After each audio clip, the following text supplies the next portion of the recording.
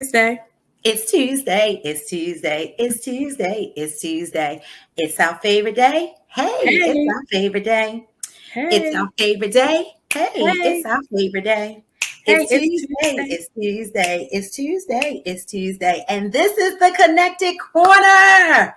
Woo! Put your virtual hands together, guys. We are so excited to be back with you again. Another amazing Tuesday. I am your girl, Tori Rose, the Connector, and I am your girl, Kiana B. hey, for being bold and beautiful with those bomb black glasses. I love it. You're amazing.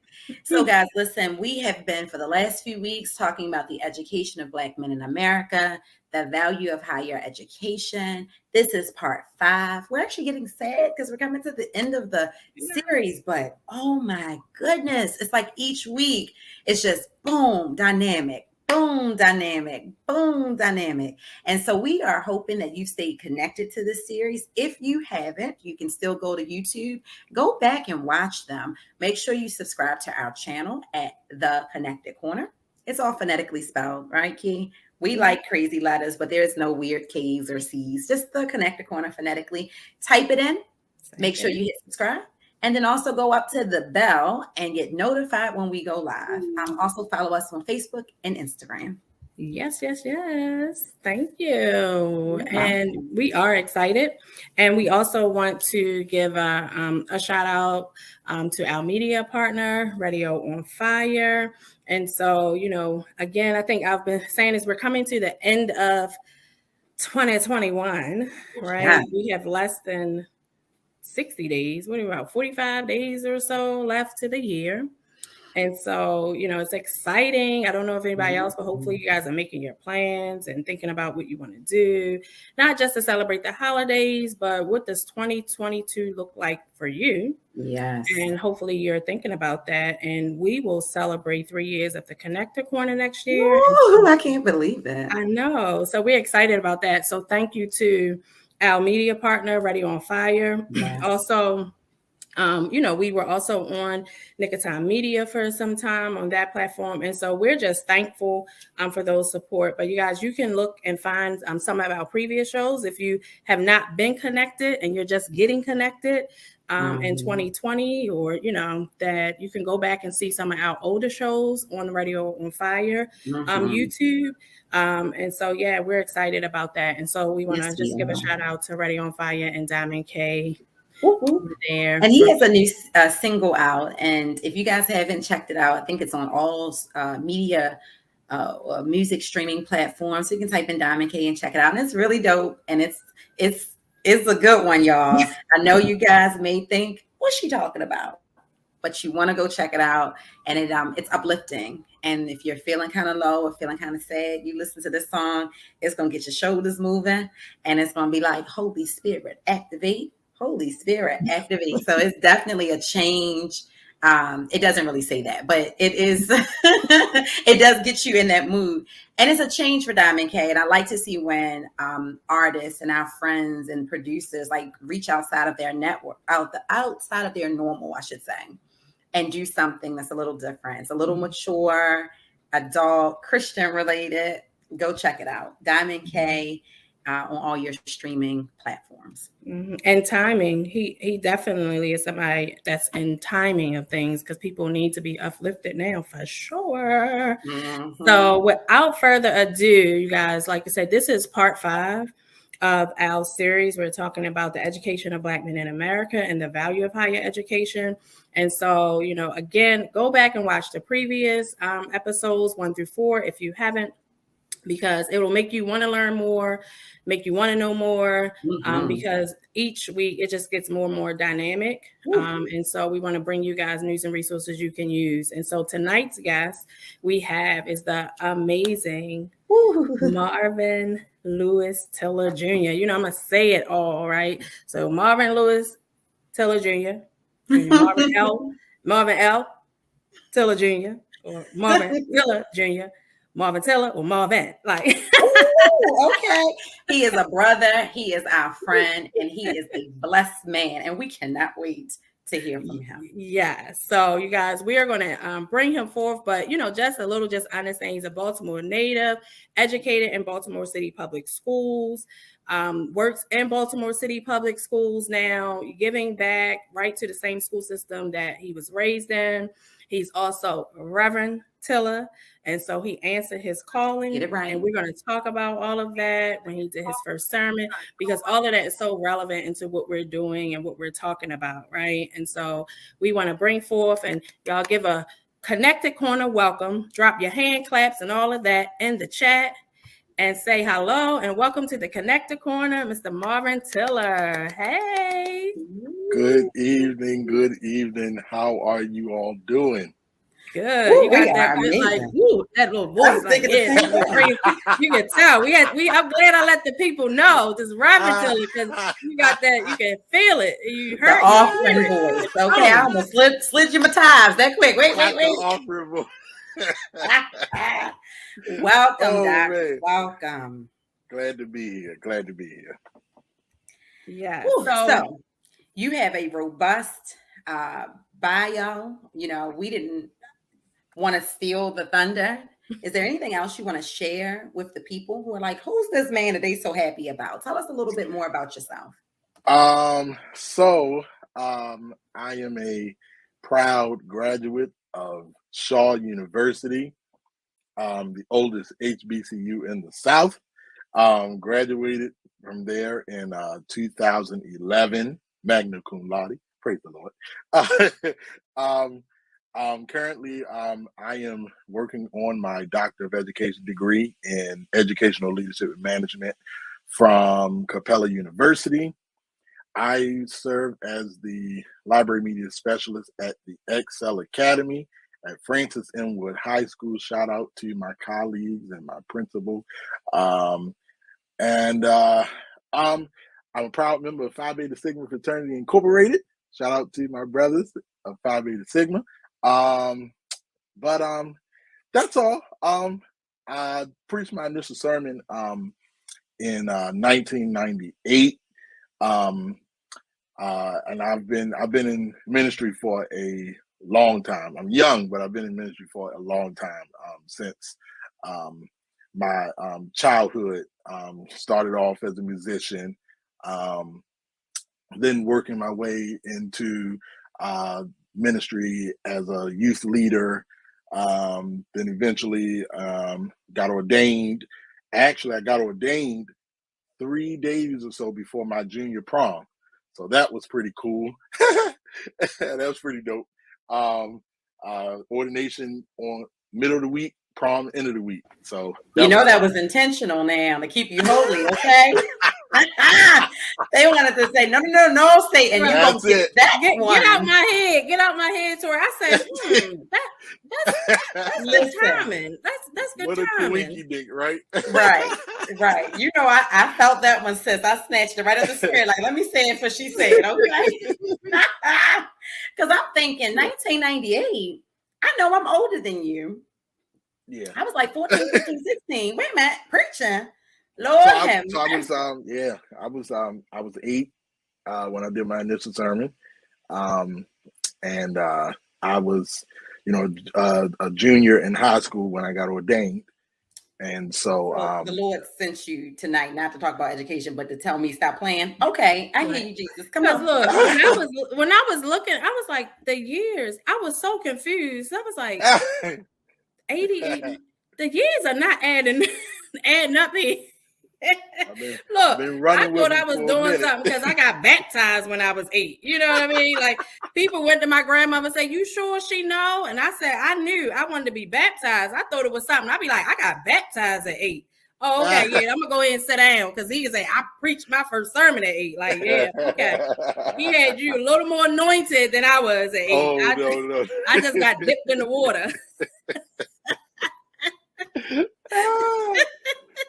Man, oh man. Well, yeah, I've been doing this for a long time, and I'm just grateful for how he's ordered my steps.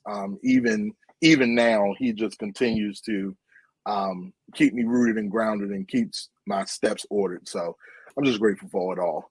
Well, thank you. And you talked about, you're on a doctorate journey now, but something you left off is important. I know we're talking about education and the value of education, but you also, not one, not two, is it 3 master's degrees?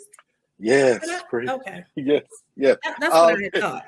So I have a Talking about an educated Black man. He left off with 3 master degrees. Okay, go ahead. I have a Master of Divinity degree. Then went on to get my Master of Education and Curriculum and Instruction, and then and I honestly wanted to go ahead and pursue my doctorate after that, but when I started working in the district and as a librarian, they were like, yeah, you're gonna need these you're gonna need this certification. So I was like, okay, so that means I gotta get another degree. Yeah, you gotta get another degree. So I ended up getting a Master of Arts degree in teacher leadership with a concentration in library media, and so now I'm retiring after. I'm good now. I don't need no more. Excuse me. I don't need no more degrees. I'm good. I'm good right. now. Well, tell us a little more. So we talked about, the college, and I know we're talking about the value of, higher education. Tell us a little bit about your K through 12 education. Did you have Black teachers? We said you were educating Baltimore City public schools, and although a lot of people think and feel it's a Black city, did you have Black teachers in your K through 12 experience? So I grew up in the so I started I grew up in Mount Court, Gilmore Homes. I mean when kids hear that, they're like, no, you didn't. Listen, I said, yes, I did. I grew up. And then at a young age, I moved to Edmondson Village with my family. And that's where, that's right, EV all day. And so I went to, I was going to school when neighborhood schools were a thing. So Lyndhurst was first. I went to Lyndhurst. I don't know why okay, I'm not going to go into that rant. It's going to always be Lyndhurst to me. It's Wildwood Elementary Middle now, but it's always going to be Lyndhurst to me. Went to Lyndhurst. Then, funny thing, when I finished at Lyndhurst, my mother felt, it was time for you to, pursue something besides Baltimore City Schools. So I left the district, and my first year in middle school was at St. Bernardine's Catholic School. So I did 1 year there. Things didn't go so well. I ended up repeating the 6th grade and went back to Baltimore City Schools. And that's when I went to West Baltimore Middle. And that's where my love for, I started playing instruments in church, but that's when I started to really understand music, and met one of my first mentors, Dr. Betty McLeod. She was the band director at West Baltimore Middle School. She is a forever mentor. I just love her, honor her. So did 3 years there, and then went to Edmondson Westside High School. My class was the first class to transition from the Redskin to the Red Storm. So that was a significant transition. And there I met my other mentor, Mr. Stanley Brown, who retired last year. So I went to all of my area schools, and I only had 2 white teachers. All of my other teachers from elementary up into high school were Black. I think my 3rd grade teacher was Miss Mosier. She was white. And then my 6th grade homeroom teacher, Miss Carnero, was white. But all of my other teachers that I've dealt with were Black. So that was really significant for me. Wow. I mean, and that's definitely a different level of representation. So we are a number of shows in the series that has not been everybody's experience. I will point out that as you've allowed us to share, you're a little younger than maybe some of our other guests. And so some of that is the difference being between being in K to 12 in the late 80s, early 90s, right? And then that transition from the 90s to 2000s. So I love that you represent a different class of individuals and your experience was different. But let me ask you, of those multiple African American teachers, how many were Black males? Now that is, I think the only, okay, so I can think of two. The art teacher in elementary school and my English teacher in middle school.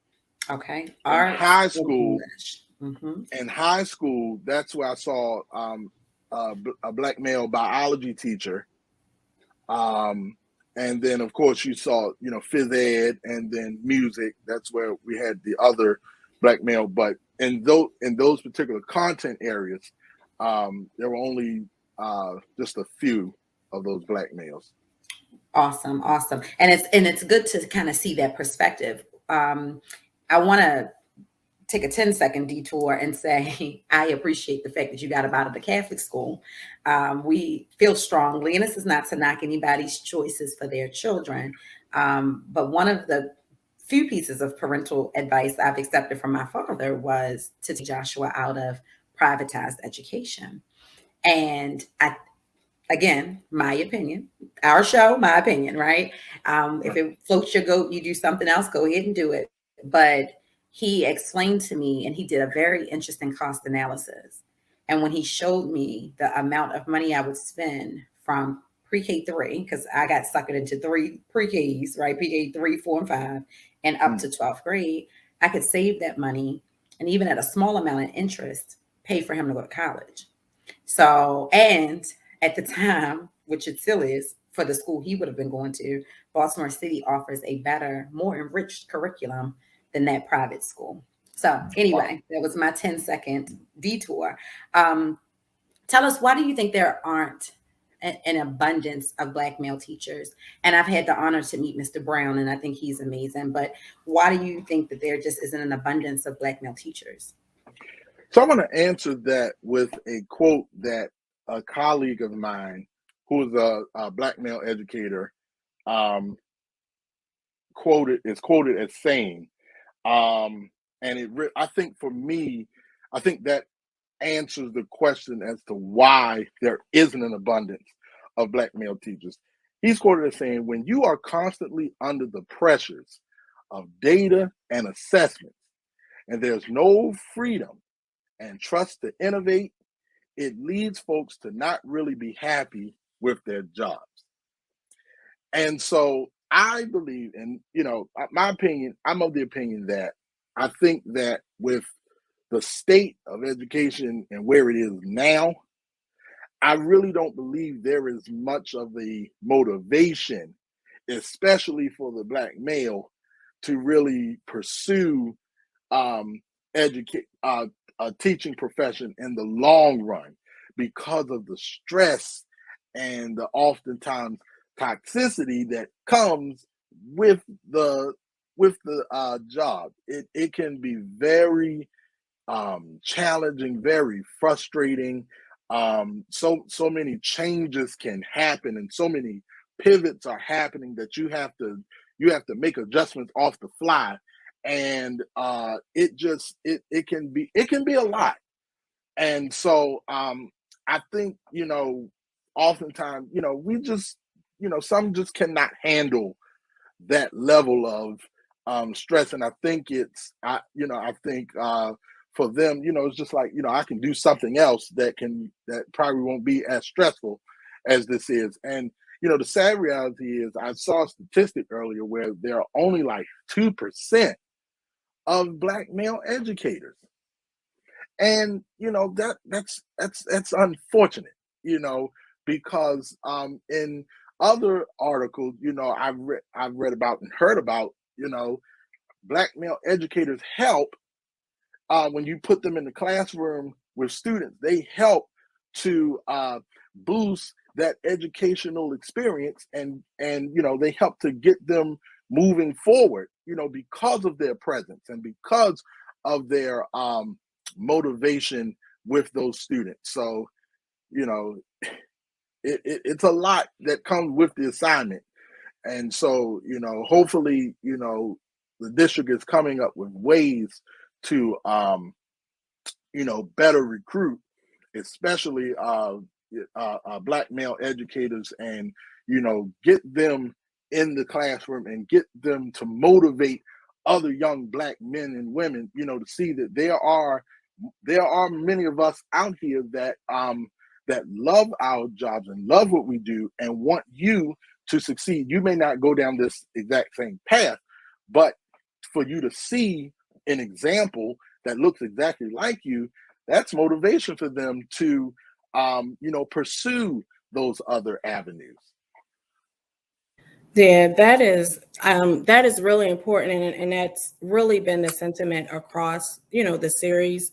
Some of really much the same kind of issues as to why, but I like the fact that everyone has kind of spoken to it from a different perspective and angle, and there have been some different thoughts, processes, and school of thoughts on why, even if some of the reasons why are very similar. I think it's those basic things that we understand, why, Black males are not going into education, and why people aren't. I mean, really, there's coming to be a shortage of it, because there's not recruitment for it. There's not motivating going in it. They think teachers don't make any money, like all of these other reasons, but specifically added on to all the other reasons why everybody else doesn't want to go into education. For Black males, it's their educational experience that also, directly influences what we're hearing. Going back to something Tori was saying about the years, and looking at, as we're moving forward, there are definitely more Black educators, and sometimes still the percentage is low, but it is definitely more over the years, because many of the schools that you talked about, I went to West Baltimore Middle. Miss McLeod was also my band teacher. I played clarinet. And so when you said that, it really I was like, oh my gosh, I haven't heard that name in so long. But when I was at West Baltimore Middle, all my teachers were not Black, right? Wow. And so where it was maybe a little, I wouldn't even say half and half. I mean, they definitely were in the building. So I would say Black people were in the building, but they weren't necessarily my teachers in my classroom. And so, looking at who was actually, teachers in the classroom, like you said, it might have been your physical education teacher, which I actually didn't even have a chance to take in middle school, but okay, I took Latin for my elective. All right. Right. But, when you look at, like you said, it seems to be there in specific disciplines. If the Black male teachers are in the building. And so I think it does change over the years, and it's, got a little more prevalent, but there still is not enough percentage wise of that. And so when you're looking at, looking at that experience, you talked about, you went to Shaw, so you went to a HBCU. Was that a choice, a direct choice, that you wanted to attend an HBCU? And then did you understand the historical value or the importance of, attending your college? So my going to Shaw is I swear I'm going to write a memoir one day, later in life. That's going to definitely be a chapter in that memoir, my testimony of how I got to Shaw. It's definitely so. To make a long story short, my SAT score was not great. It was not great. And so I had senior year at Edmonton. I had my heart set. I said, okay, my plan is I'm going to go to CCBC for a couple of years. And then I'm going to transfer to Towson, and finish out, get the little AA at CCBC, then go to Towson and finish out. This is why I was mentioning my mentors in middle school, but in this particular case, Mr. Brown, my high school mentor, band director, frat brother, just an amazing, amazing individual. He told me, he said, look, there's nothing wrong with going to community college. Nothing wrong with, staying here in Baltimore and getting your education.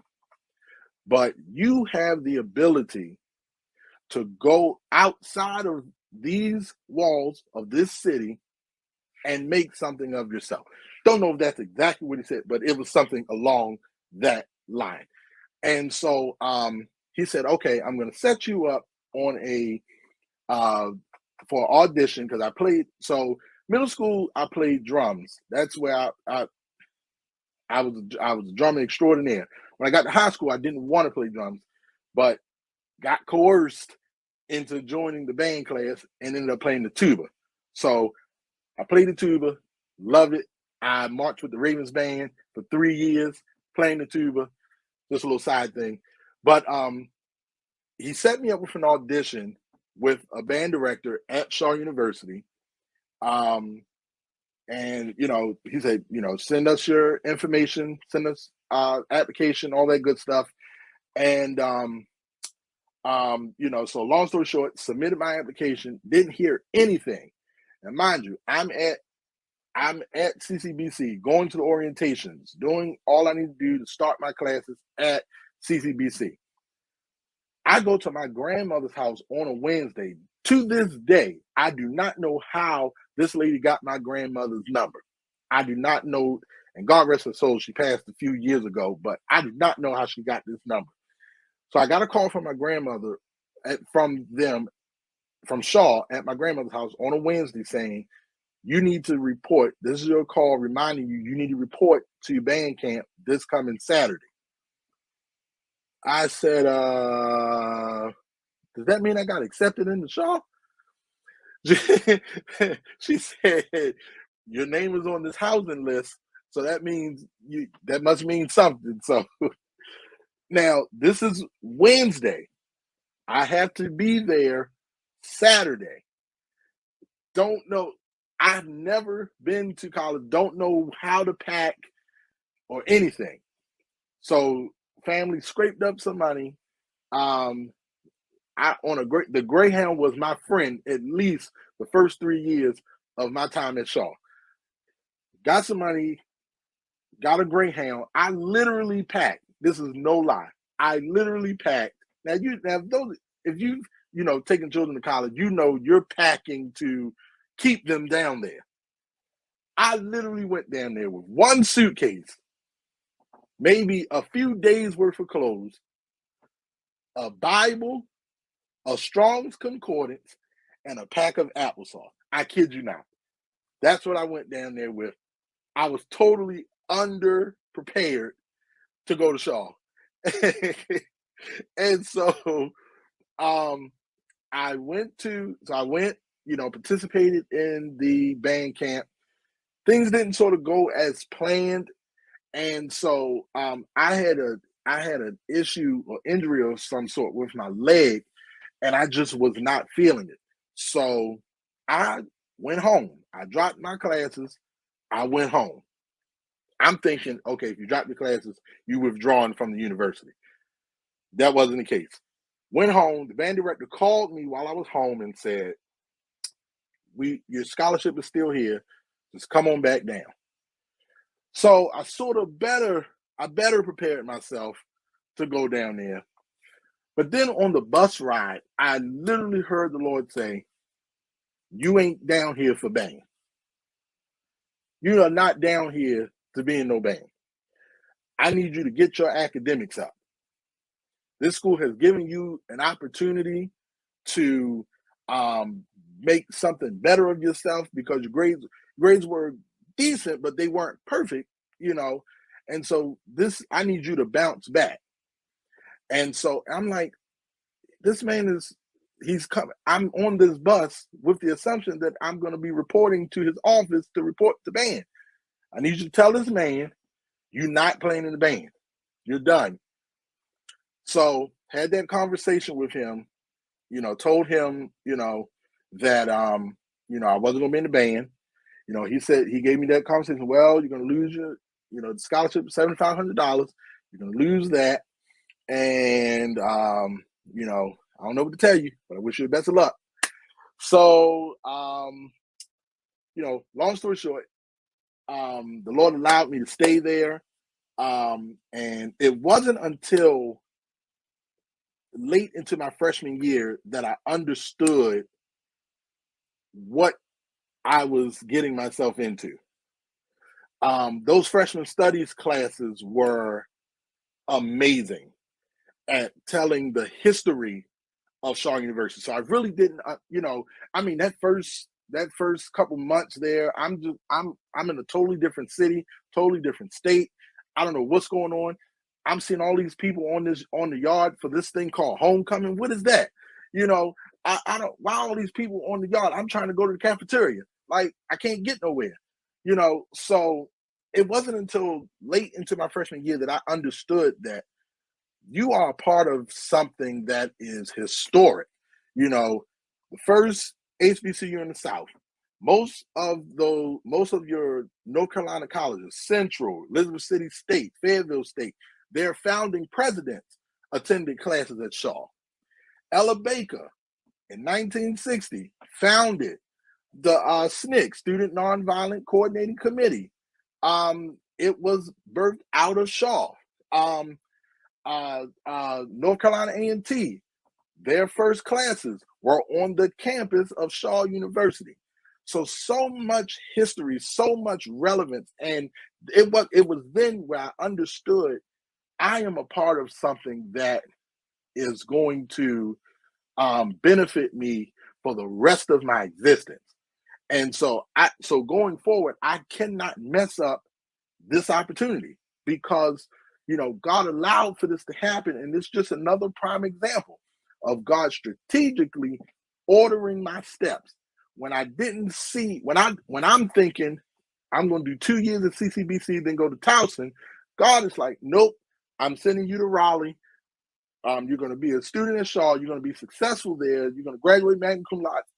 It was just, he is just amazing. So, well, my God, so let me just I'm gonna throw a flag on the plate real quick. I moved that in your house, whatever that was that fell. I said, Lord, move, Lord, all around them. And it started falling. That's why I looked like, okay, I got more power than I knew. Anyway, listen, guys, if you are not subscribed to our channel, make sure you subscribe today. We have heard some amazing things, but what nobody can take was or take away from you is, I should say, that testimony. Because you have to hear, this is a student from the inner city of Baltimore, has never lived outside of Baltimore, who has gone to another state on an opportunity crafted by God to put his life on a path, a specific strategic trajectory. This is why we're doing this. We could ask the standard questions. How did you feel and what did you think? But nothing beats a lived experience. And this lived experience is the experience we know every Black little boy should be able to grow up and experience, to get pride and to feel this overwhelming sense of belonging. Because that is what I know I got, and that is what I know Kiana got from a HBCU. And Towson is not the place for any of us. I know several of us who have attempted to go to Towson, and God has literally snatched us out of the school. So I thank God for you. I want to just give us some statistics. I'm trying to get myself together before I start speaking in tongues, because that was a child. Okay. You spoke about something that is extremely interesting, and it was the standardized test scores and the SAT. And many people know or may have heard that a few years ago, I was a test proctor, and I did SAT and ACT prep for Kaplan. Now, Kaplan is one of those programs you got to come and pay all this money for and all of this stuff. And I would be so frustrated when little Black and brown boys, especially, came in with their brand new Jordans on. It's a Saturday morning, so you got your shape up and your line up and you fresh, and you're in here playing with your parents' money. And I would have these conversations with them, and I would snatch them out of the testing And at that point, I was like, Kaplan, you're going to do what you're going to do. The mother in me needed to have these conversations because I knew how much they were paying me. It was part-time and they were paying me a good salary. So I knew how much the parents were paying for them to come and learn the white American way of test taking. And the reason I say that is because when you Google and you look and you do your research, the black-white test score gap, right? It has persisted for years. And scholars say it's because African Americans score lower than European Americans on vocabulary, reading, and math tests, as well as on tests that claim to measure scholastic aptitude and intelligence because it is written predominantly by white psychologists, white researchers, and in a white context that our children just do not understand. It reminds me of the episode of Good Times when Michael was taking the test and he didn't know what a saucer was, and we start talking about these things. Our people have been, given the signals for forever, but anyway, we missed it. My point is to say to you, I too did really poorly on the SAT the first time I took it. And I recognized that I don't test well, but there was nobody there to say, we're going to have a test that's going to be towards your test taking skills or your learning style and things like that. A lot of those issues are racialized. We know that. And we know education has been racialized. Did you find it easy or hard at times to be like a Black male student? Or even maybe now as a master's or doctorate candidate, do you find it hard to be a Black male student?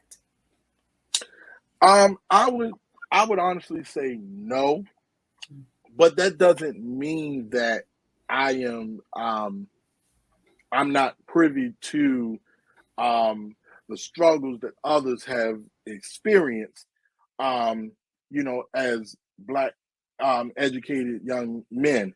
I can say that I've been blessed to be surrounded by people that would hold me accountable and help me to recognize that, look, we oftentimes have to work twice as hard just to ensure, that we are at some of these tables, getting these resources and things of that nature. So, one thing that, and I'm blessed to have a living, breathing example of what perseverance looks like in my mother. I've seen my mother endure some of the most challenging things. And through all of that, still instill in me the importance of getting my education, keeping God first, and ensuring that that you make sure that you make your path the way it needs to be. She's laid the foundation, and it's up to, me to, follow that path the best way I can. Didn't always dot every I, didn't always cross every T, didn't always make the right decision. I'm telling you, I made some of the most redonkulous decisions my first 2 years in college. And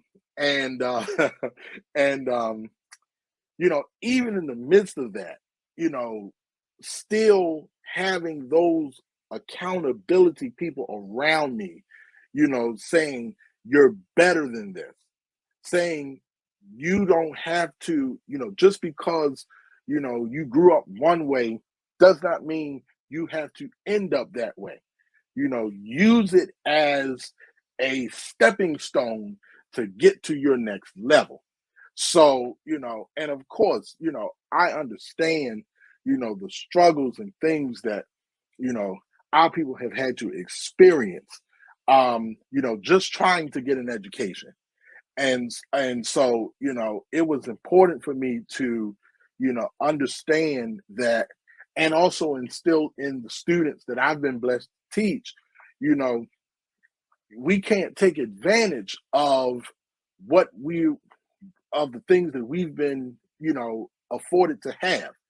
We have to be able to utilize the resources that we've been afforded to have and allow those resources to take us even further than where we are now. So I've been, blessed to have those accountability partners around me in my life and in my educational journey.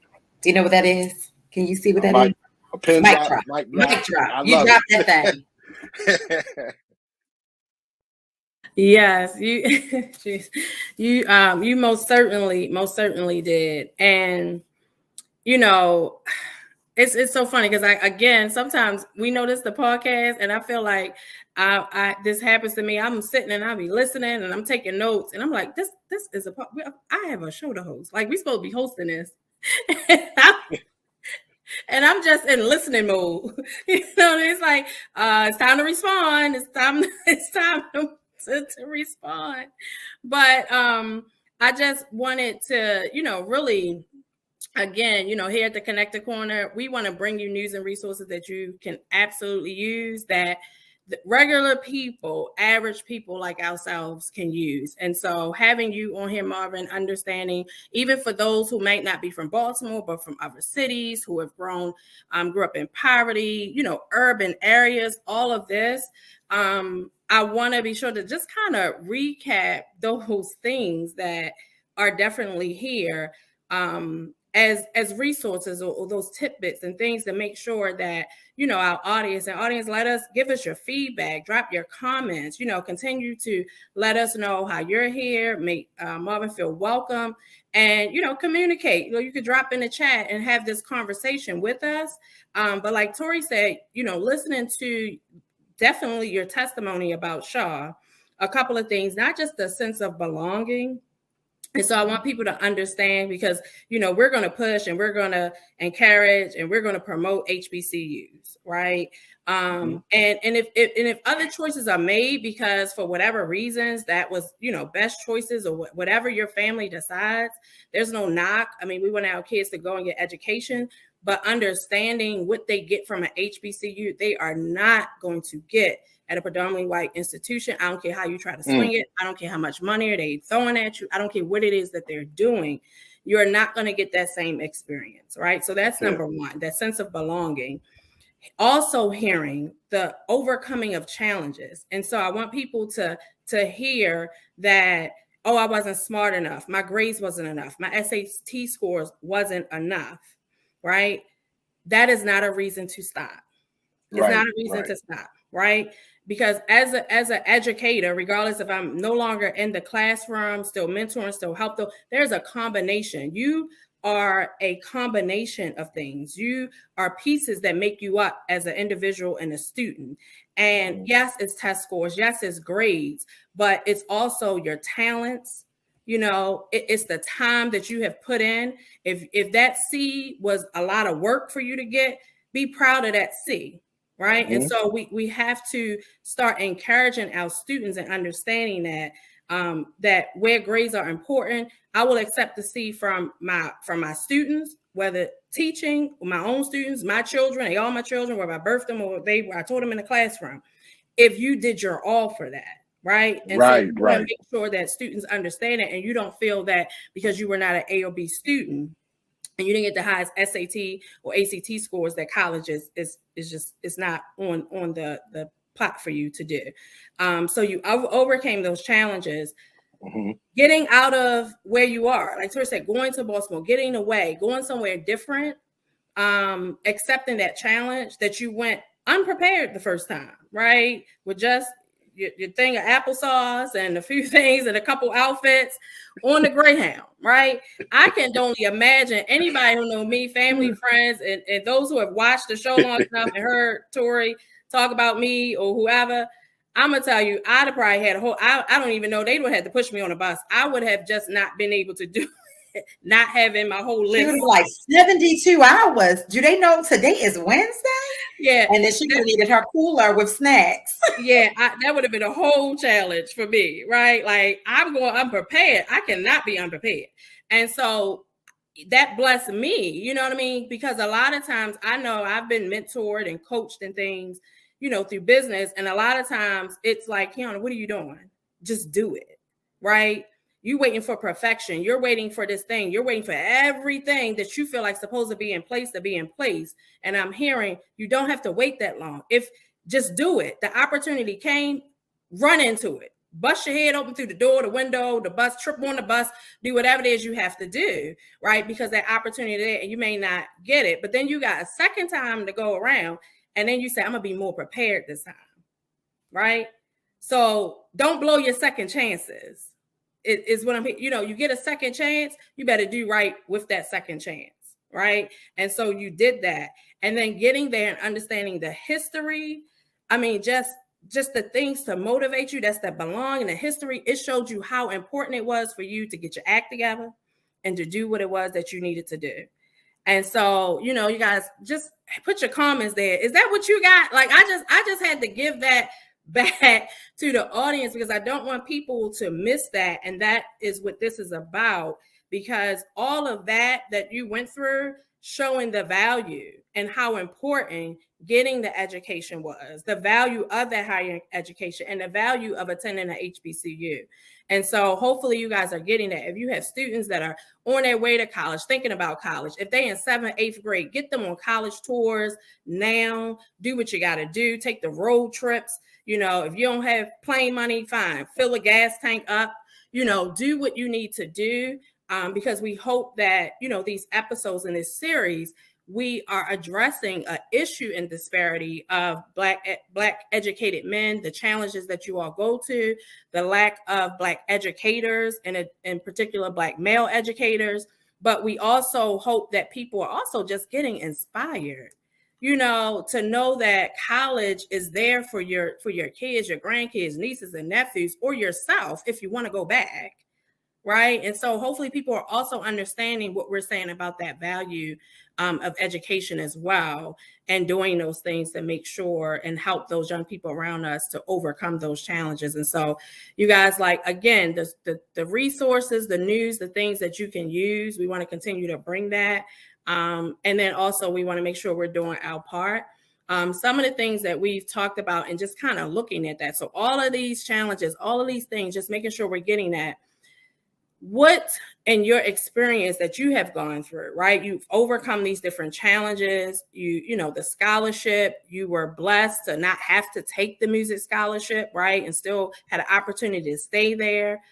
All of that we know when it comes to scholarship money or what the HBCUs get or don't get is in some type of policy, some type of thing that's regulating, right? What we can and can't do a lot of times in our educational system and for our children. What policy changes do you think are needed to actually support Black males in college? So I would say, and one thing I can truly say about Shaw is, I would hope, that it would be a model for other institutions across the board. I think of Shaw as a second chance institution. And, who's to say, that could have happened if I wanted to go to another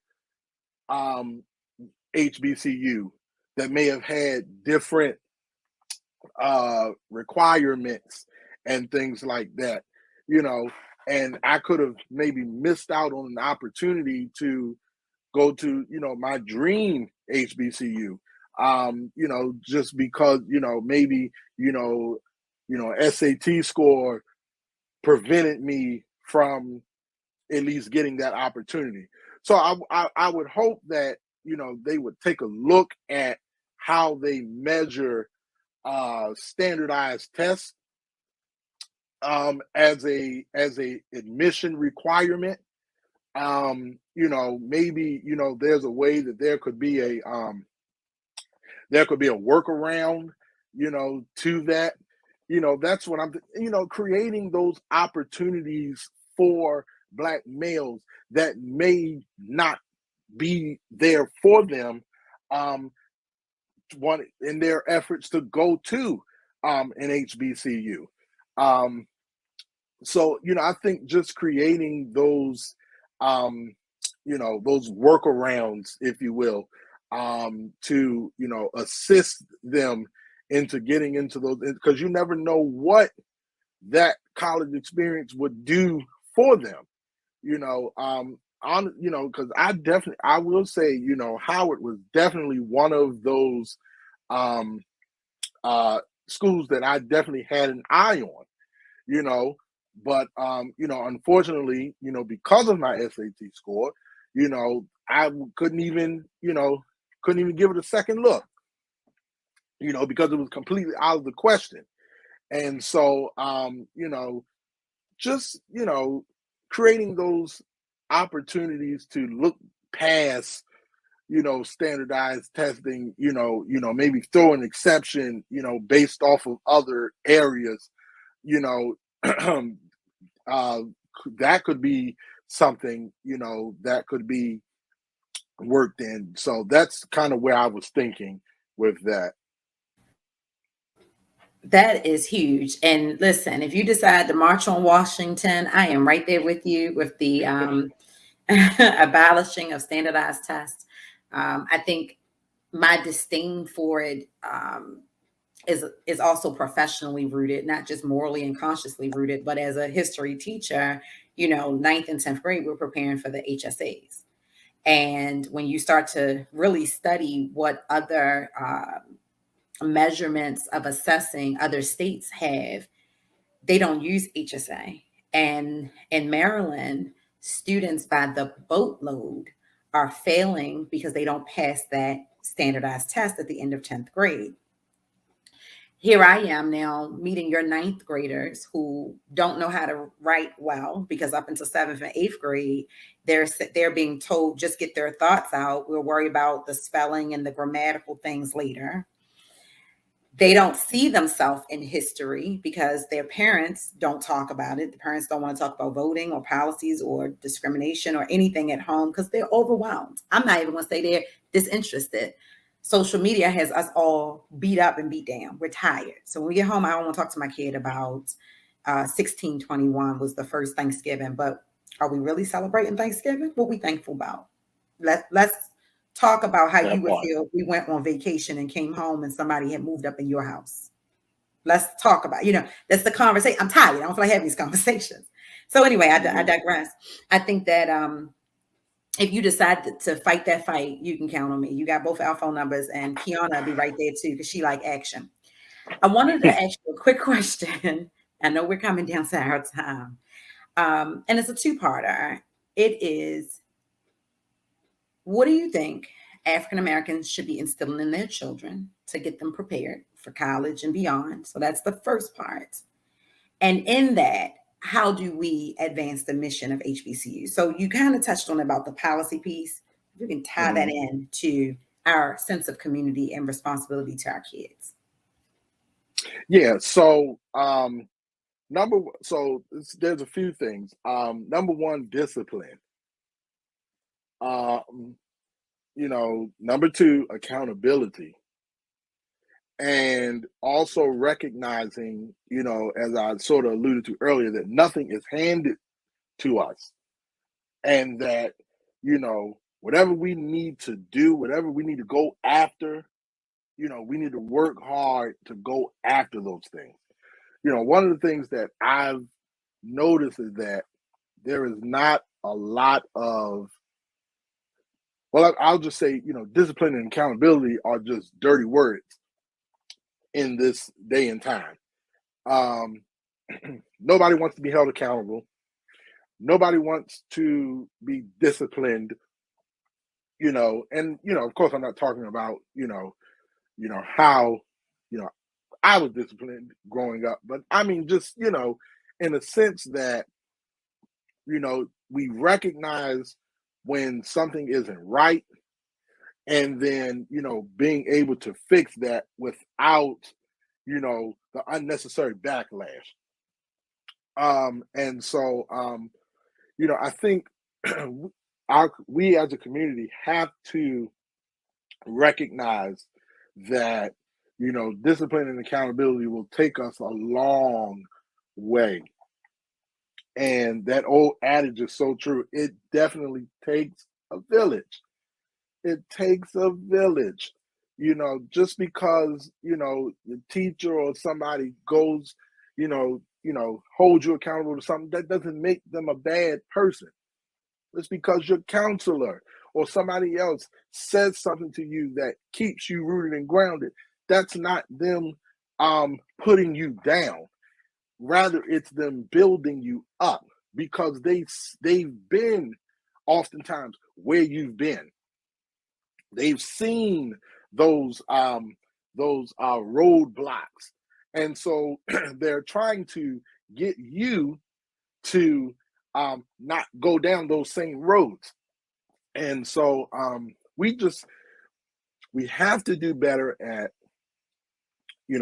being disciplined, being held accountable, motivating ourselves. We've got to be better motivators of ourselves, not putting each other down, not bashing each other, but always being readily available to build somebody else up when they feel down. Can you repeat the second part of your question? No, sir, you touched that. I did. You good, because it really was just a piggyback off of the policy changes and how we move forth the agenda of HBCUs. We do that by starting in the community, holding people accountable, ourselves and the little people, and making sure they're disciplined. So when they get there, they know how to engage and how to not mismanage the opportunity. Oh no, sir, you did that. Boom. Right. And I want to make sure I got your quote correctly, because I saw Tori writing a note. Discipline and accountability are dirty words during this day and time. Because I want to put that on a t-shirt. Like, it's definitely going on a quotable from the Connected Corner, because as educators and people have done it, it really is like we need to start there with the discipline and accountability. And if you have that discipline, it's going to take you a long way. And if you hold yourself accountable and allow other people to hold you accountable for your goals, for the things that you're supposed to do, that is also going to get us further along that way, right? That's so, even Torna, we give each other permission to check the other when we are off course, if our language and our words are not positive, if because we're human, right? And so you have to give those people permission, because we're human. We're gonna be like, girl, today I'm ready to go. I'm ready to put my letter in. I'm tired. I don't want to do this. These people getting on my nerves. Whatever it may be, we're human. And so you have to have those accountability partners and start out with giving them that permission to check you, for you to check them, because we got to get back in alignment and get the discipline back in order. So thank you for that. And so we are down there to the end, but we want to do our key questions. And so everybody said, oh, I didn't know about this. So it's a little fun part of our segment. And it's a rapid fire question. You have 2 minutes, and we have a little handy dandy timer here for you. So it's 2 minutes to answer 3 questions. And then once I'll start the timer after I read the first question. And so the object is to answer all 3 questions before your timer runs out. Right. All right. So look, he's like, I'm ready. The Reverend is ready. The Reverend is ready. So and you guys, the audience, look, you can answer along. The questions will be dropped in the comments. We want to hear from you as well. Get your answers together. All right. So I'm going to read the first question, and then I'll tip and start the timer afterwards. The first question is, what is one piece of advice you would give your 20-year-old self? So one piece of advice you would give your 20-year-old self. One piece of advice I would give my 20-year-old self. No is a complete sentence. That's a good one. Look, that's a good one. That's a good one. All right. Okay. Number 2, how do you know you're walking in your purpose? I know this is going to be a good one. You don't forget, look at the timer, Reverend. Look at the timer. How do you know? How do you know you're walking in your purpose? Because even in the midst of the challenges that I'm facing, they're all still evidence that the steps of a good man are ordered by the Lord. There you go. I knew it. I knew it was going to go ahead, y'all. Y'all got that. Get that script. Get that, y'all. And number 3, what is one thing you want people to take away from this episode? Oh man, I was gonna say sugar goes in grit. No, one thing I would want them to take away is, don't ignore the signs. Don't ignore the signs. Always remember that no matter what you face, just remember that, when you can't see his hand, know that he's guiding you, and that, even when, things go awry and you have to pivot, know that he is guiding you, and that my life is a living example of when you put God first and when you trust him to order your steps, even when you can't see the staircase, know that he is right there with his hand out. And we're gonna drop the mic with your 30 seconds left. Go ahead, Pastor. I'm be honest. I didn't know if you was gonna be able to do it. Because I didn't know if the spirit was gonna hit you. You was gonna go into preaching mode. I wasn't sure. Oh, yeah, little. I don't know how I knew he was gonna say that too. But I'm gonna be transparent. I was like, oh, he got it. He did it. You did it. And listen, they were great answers. We appreciate it. We do. Y'all get that. Get those answers. And he said it on the slide, but sugar go in grits. Make sure we get that. It definitely goes in this family. It is sugar, butter, a little bit, maybe salt and pepper, but it's definitely sugar and butter. But okay. We didn't miss that. We didn't miss that at all. I heard that. Sugar going grits. Sugar going spaghetti in this family. Oh, we got some sugars in the thing. Oh my goodness. This has been so delightful. I am going to text. He's actually your frat brother, and my second other father, Dr. Reginald Johnson, who is a Sigma man. I don't know if you know him. Do you know him? That's Cornerstone, right? Oh, you know him. Mm-hmm. That's my brother. And I'm gonna text him and say, hey Dad, why didn't you go ahead and let me do my trial sermon before Trent and Maya? I could have been doing mine at 13. I would text him. But listen, this has been dynamic. We are grateful for your brotherhood. We're grateful for your spirit and for your life. We're most of all grateful for you just being an ever-present reminder of how faithful God is. So these opportunities allow us to get to know things that we didn't even know. I didn't know a lot of this, and mind blown. Personally, I'm going to take away, no is a complete sentence. So you'll be seeing that posted this week. Thank you, Lord. And y'all can go ahead and cash out the good reverend for that one. Sow a seed on it. Tell us the name of your church. Tell us where can we find you, and how can the audience get connected to you? So I am at New Commandment Church. My aunt, Ruth E. Johnson, serves as the pastor. You can find me on all social media platforms at Rev M.L. Tiller Jr. Mm-hmm. I am very active on social media. Sometimes, social media is a blessing and a curse, but I thank God for it, because it definitely connects me, with friends and family, and I've just been blessed by it. So let's connect. I would love to have you as a friend. Oh, and we love the overusage of the word connect here at the Connected Corner. Guys, and I especially love it. It's so corny for me, but I love it. So I'm Tori Rose, the Connector. Find me on Instagram or Facebook, and also make sure you get connected to us on Instagram and Facebook at the Connected Corner. Kiana, how can we find you? You can find me on all social media platforms, IG, Facebook, Twitter, LinkedIn, all of those at Kiana B. Jones. And you guys, make sure you subscribe to the YouTube. You enjoyed this episode. This is part 5 of our series. Go back and watch part 1 through 4. And we got part 6 coming for you next week. So subscribe, hit a bell so you get notified when we are going live broadcasting news and resources that you can actually use. And we want you to use them. Also, we want to say a very special shout out to all of the veterans, or if you're my other people, you say veterans. Either way, however you say it, we love and adore you. We thank you guys so much for your sacrifice and your commitment to this country. Be it flawed, it is the country we have. So we thank you for putting your life on the line for us and our liberties. Also, that is Thursday. So any federal government people watching, you off. Enjoy yourself. Take a nap. Go to the spa. You earned it. You deserve it. Guys, be sure to tune in every Tuesday, 8 p.m. here at the Connected Corner. And y'all be safe. Peace.